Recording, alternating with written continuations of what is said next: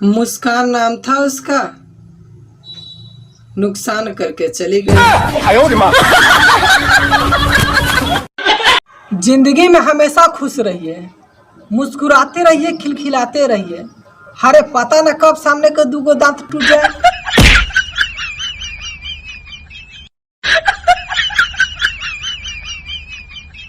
भैया सुन लिया लॉकडाउन के बाद देश 10 साल पीछे चल जाएगा। अरे साला तब तुम फेरू कुमार हो जब रे आनंद। हाँ खुशी को खरीदा नहीं जा सकता, बताया जा सकता है।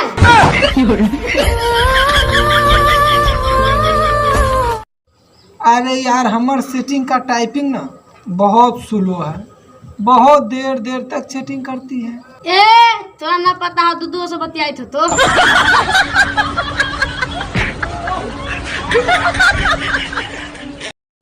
कल रात मिली मुझे एक ऑनलाइन लड़की, मैंने उससे बोला चैटिंग करेगी क्या, फिर उसने मुझे बोली मैं लड़का हूँ भाई, सो इंस्टाग्राम यूट्यूब पर टाइम पास करने वाले पागलों, टेंशन नहीं लो, उसमें से एक मैं हूँ। सब ऐसे भैया लोग बात मस्ती लेना आते हैं हमसे।